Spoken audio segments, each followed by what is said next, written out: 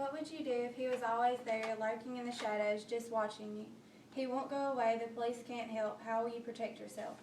Over 1 million women and 370,000 men are stalked annually in the United States. 3 in 4 stalking victims know their stalker. These statistics all come from the article Stalking, Threats, and Annoying Harassing Phone Calls from the California State University Northridge Department of Police Services website, www.admn.csun.edu. My name is Kate Richey, and I have never been stalked, but I have always been very intrigued by this topic. Because this is a rapidly growing crime, I wanted to do a little bit more research. Today I'm going to give you information about what stalking consists of and what to do if you ever find yourself being stalked.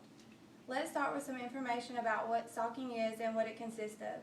According to the Stalking Fact Sheet on the NWCC.org website, a good working definition of stalking is a course of conduct directed at a specific person that would cause a reasonable person to feel fear.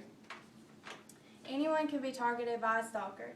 Stalking often includes assaulting the victim, violating protective orders, vandalizing property, threatening, sending cards, gifts, emails, messages, and voicemails, following the victim, waiting outside of their home, school, or work, and possibly taking pictures of them without them even knowing it. Brooke Zytek, a forensic psychiatrist at Temple University School of Medicine in Philadelphia, says this in the article Mind of a Stalker, Why Torment Someone on the website medicinenet.com. It's repeated boxes of candy, clothing, showing up at your house, putting things through your mail slot, notes on your car, even though you've asked them to stop. Psychiatrists have come up with several different stalker profiles. The rejected stalker. They have been hurt in the past, they are insulted, and they want it to be made right.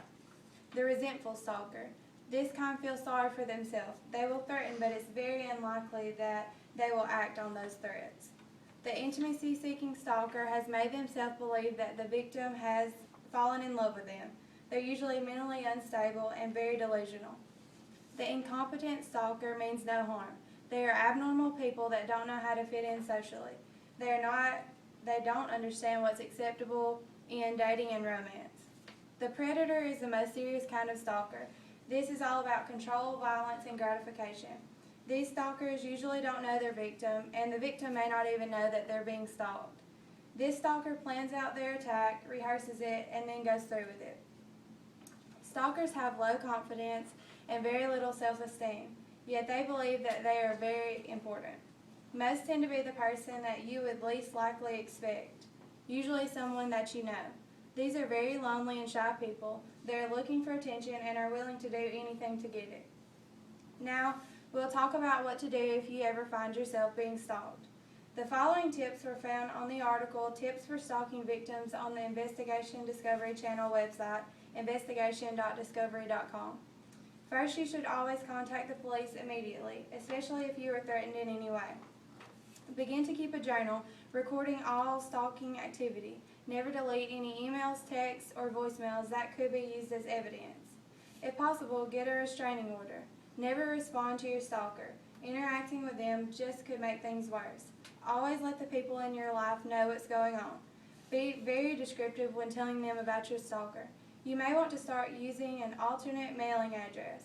Also, obtain an unlisted phone number. Don't answer calls from unknown or blocked numbers. Get a security system if you can.